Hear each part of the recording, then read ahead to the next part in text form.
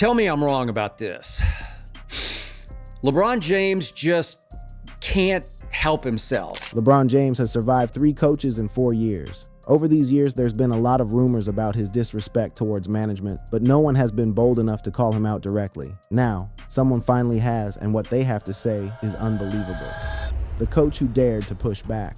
J.J. Redick did not sign up for this. When the Los Angeles Lakers hired him as head coach in June 2024, he was stepping into one of the most scrutinized coaching positions in professional sports, a role that has chewed up and discarded coaching talent at a pace that would make even the most seasoned NBA minds hesitate before accepting the job. But Redick, fresh off a broadcasting career where he built a reputation for incisive basketball analysis and an unfiltered willingness to say what others danced around, believed he could be the one to finally crack the code of coaching alongside the most dominant force the league has ever tried to contain. That force, of course, is LeBron James, a player who has spent more than 2 decades operating not just as a star, but as a franchise architect, a front office influencer, and, depending on who you ask, the shadow general manager of every team he has ever played for. And what has unfolded since Redick took the clipboard has been nothing short of a slow-motion collision between a coach who refuses to be silent and a player who has, for 23 seasons, operated as an institution unto himself. The cracks began showing in unmistakable fashion in December 2025 when James returned from a foot injury that had sidelined him for the opening stretch of the season.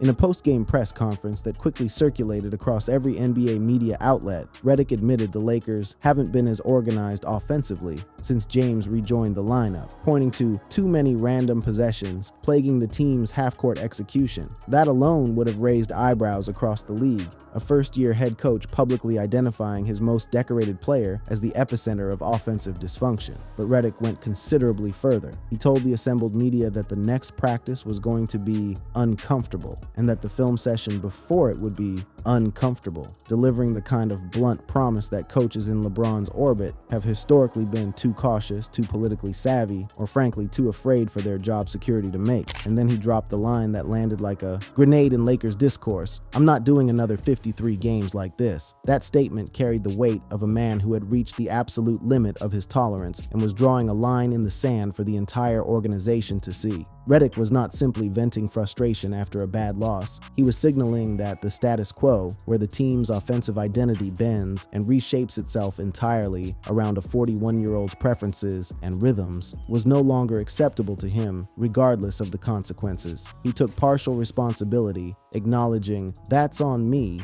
but anyone paying even casual attention to the subtext understood the true message. The Lakers' identity crisis wasn't a coaching failure alone. It was a structural problem created by a player whose gravitational pull warps every system, every scheme, and every teammate's role around him. What made Redick's candor particularly remarkable was his willingness to address the elephant that has occupied every Lakers meeting room since 2018, the sheer difficulty of instructing LeBron James on anything. In a moment that felt almost confessional, Redick admitted, "Not everybody can approach LeBron and think they can instruct him on anything. That's not just respect, that's control." Read that statement again, carefully. A sitting NBA head coach acknowledged on the record that coaching his most important player isn't merely a matter of basketball knowledge, tactical authority, or schematic superiority. It is a matter of navigating a power dynamic where the player holds the institutional leverage, the public narrative, and the organizational influence that can determine whether a coach keeps his job or joins the unemployment line.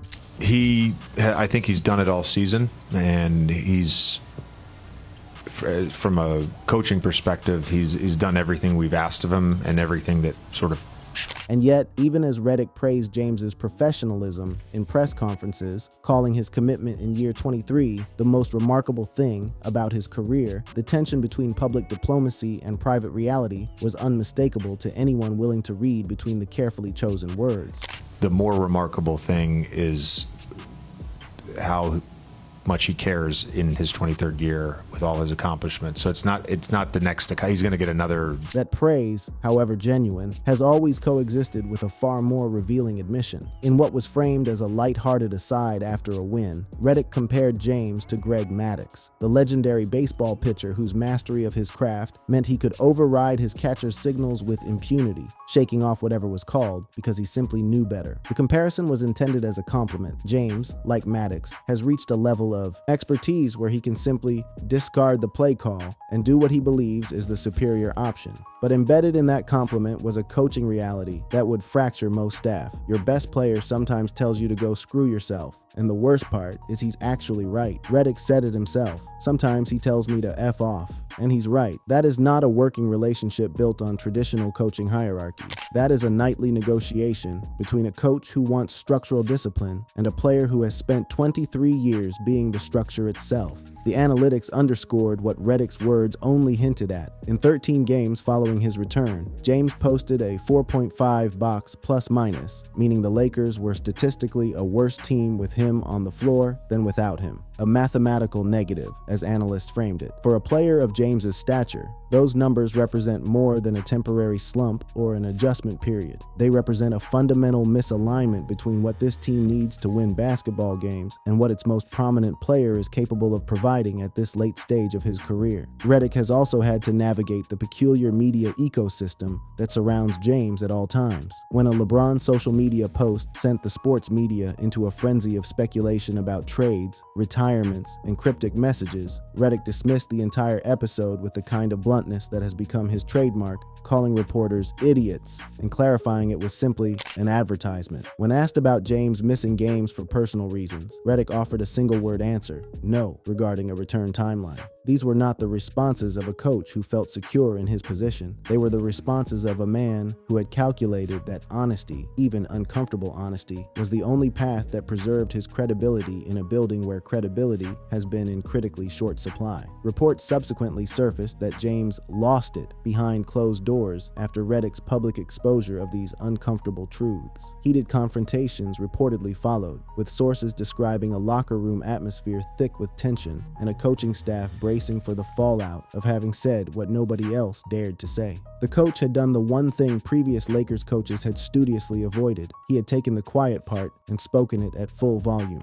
So all things considered, 12 games over 500 going into the break. I think you had, 10 games with Reeves and Doncic and James all on the court. That record, 12 games over 500, heading into the All-Star break, should have been a cause for optimism, especially given the limited time Redick had with his full roster. But his tone in that press conference was not that of a man celebrating incremental progress. It was the tone of someone who understood that the numbers on the scoreboard only told half the story, and the other half was being written in practice facilities, film rooms, and closed-door meetings, where uncomfortable truths were finally, for the first time in the LeBron era, being spoken without apology. A history written in wreckage.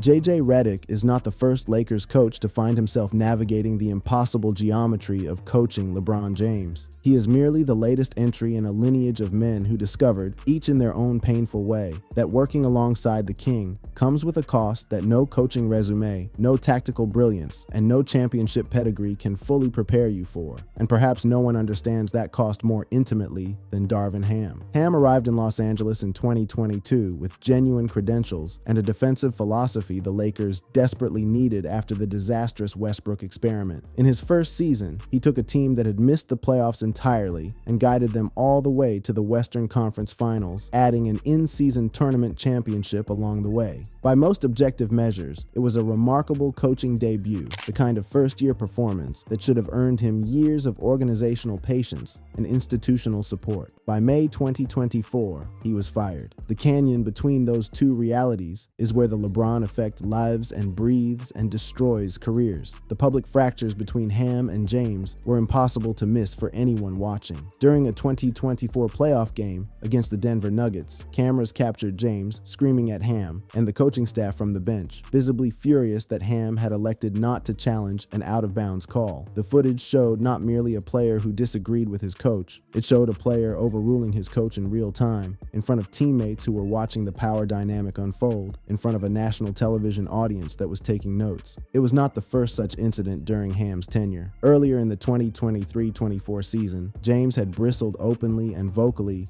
at Ham's decision to impose a minute restriction designed to preserve James's health at age 39. James was caught on camera ranting about the policy, saying, "I know y'all have got me on old man time percentage. I hate this already." Words that carried both immediate frustration and a deeper, more permanent message. "I decide when I play and for how long I play. Not you, not the medical staff, not anyone." Post-firing reports revealed the full scope of the disconnect. Insiders claimed Lakers players, including James, hated playing for Darvin Ham, a devastating indictment for a coach whose first-year results should have earned him a substantially longer leash. Complaints centered on inconsistent rotations, late-game adjustments that confused rather than clarified, and a perceived loss of locker room authority. But critics pointed out an uncomfortable and difficult-to-ignore irony. Ham had taken a non-playoff roster to the Western Conference Finals in his debut season, yet James and Anthony Davis reportedly blamed him for the team's subsequent struggles. One ESPN host called it a textbook example of the accountability gap that has become a defining characteristic of the LeBron experience. In a November 2025 interview, now working as a Milwaukee Bucks assistant coach, Ham addressed the tensions directly and without the diplomatic guardrails that typically govern such conversations. He rejected being cast as a scapegoat for failures that had multiple authors, noting that stars like James and Davis were mostly healthy during his entire tenure. He called his firing crazy, arguing that his resume of achievements, a Western Conference Finals appearance and an in-season tournament title, would have earned him a contract extension with virtually any other franchise in the league. He highlighted challenges beyond his control, injuries to key defenders like Jared Vanderbilt and Gabe Vincent, delays in optimizing lineups, but implied pointedly that external pressures, including those emanating from James himself, played a decisive role in his departure. In parting comments after his exit, Ham took what many interpreted as carefully aimed shots at the roster's power structure, with close observers reading them as indirect criticism of James's influence on coaching decisions and organizational direction. The pattern didn't originate with Ham. Frank Vogel won the 2020 NBA championship alongside James, delivering the franchise its 17th title in the Orlando bubble, an achievement that should have cemented his position for years. By 2022, Vogel dealt with strikingly similar tensions during his final season, watching the team's chemistry disintegrate around personnel decisions he did not make, but was nevertheless expected to execute flawlessly. The through line connecting Vogel, Ham, and now Redick is not that they were inadequate coaches, it's that each discovered the same impossible truth. Coaching LeBron James means accepting that the traditional power structure between coach and player doesn't apply, and the moment you try to assert it, the clock on your tenure starts ticking louder. This multi-coach pattern of tensions connects directly to James's conduct in the most public of NBA settings, the post-game press conference. LeBron James has, across multiple seasons and multiple franchises, demonstrated a well-documented willingness to end media sessions abruptly when questions venture into territory he finds repetitive, uncomfortable, or simply beneath his time. I don't understand what's going on in the replay center, to be honest.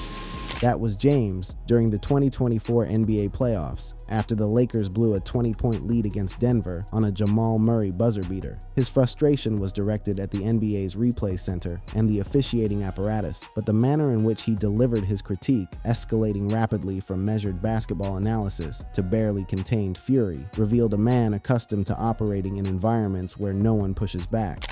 D'Lo clearly gets hit in the face on a drive. He then referenced a reversed foul call on teammate D'Angelo Russell, building methodically toward the kind of public outburst that, by 2024, had become something of a signature performance from James in moments of frustration. What the fuck do we have a replay center if it's going to go?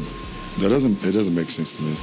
He referenced a similar officiating controversy in a Sixers-Knicks game before dropping the microphone and walking away from the podium entirely. It was far from his first walkout. After Game 1 of the 2018 NBA Finals, the infamous J.R. Smith clock mismanagement disaster, James answered the same question about Smith's mental error twice before wordlessly putting on sunglasses, grabbing his bag, and telling the reporter, "Be better tomorrow," as he exited. Following the Lakers' 2024 playoff elimination by Denver, he was asked whether Game 5 was his last as a Laker. "I'm not going to answer that," he said flatly, and walked out without another syllable. Former NBA player Enes Freedom publicly stated that no one wants to play with LeBron James, citing how James allegedly blamed the disastrous 2021-22 season entirely on Westbrook. Former teammates Richard Jefferson and Channing Frye described the experience of playing alongside James in more vivid terms, calling it psychologically demanding because of his impossibly high standards. You're trying to make it to the top of the hill? This man is trying to go to Mars. Stephen A. Smith went further, labeling James a nightmare for executives, and pointing to a recurring pattern of complaints about roster help, questions about stat accumulation over winning, and what he characterized as difficulty delivering in clutch moments, despite wielding enormous influence over trades and personnel decisions. Reports from unnamed assistant coaches went even further still, calling the Lakers' coaching position a bad gig, not solely because of James, but because his presence as an institutional force amplifies every existing organizational dysfunction until it becomes unbearable. The empire cracks from within. The tensions between J.J. Redick and LeBron James did not materialize in isolation. They are the most visible symptom of fractures that extend far beyond the coaching staff, reaching deep into the Lakers' ownership suite and exposing organizational fault lines that have been quietly widening since the 2020 championship bubble began deflating into memory. At the center of this broader discord stands Jeannie Buss, the Lakers' governor turned minority owner, following the franchise's staggering $10 billion sale to billionaire Mark Walter in June 2025. And the portrait that has emerged of her relationship with James tells a story of accumulated disillusionment that no public relations strategy can adequately address. The friction reportedly began the moment James arrived as a free agent in 2018. Buss grew increasingly frustrated with the media narrative that James was the savior of a floundering franchise, feeling it overshadowed her own role in recruiting him and managing the organization through its painful rebuilding years. That frustration deepened significantly after the 2020 championship, when Buss felt James received excessive credit for the title, while recognition for the organization's infrastructure, front office moves, and developmental work was diminished to near invisibility. For an owner whose family name is literally synonymous with the Lakers brand and the building they play in, being reduced to a supporting character in someone else's redemption narrative was apparently a wound that festered rather than healed. The Russell Westbrook trade became the flashpoint that transformed simmering resentment into something far more corrosive. Buss privately bristled at what she perceived as James's complete lack of accountability after the deal failed spectacularly and publicly. James had reportedly pushed aggressively for the Westbrook acquisition, but when the experiment collapsed, contributing directly to the Lakers missing the playoffs altogether, he distanced himself entirely from the decision and shifted blame onto others. This pattern of advocating for moves and then evading responsibility when they fail led Buss to privately consider not extending James's contract in 2022. More strikingly, she reportedly explored trading him outright, including a potential deal with the crosstown rival LA Clippers,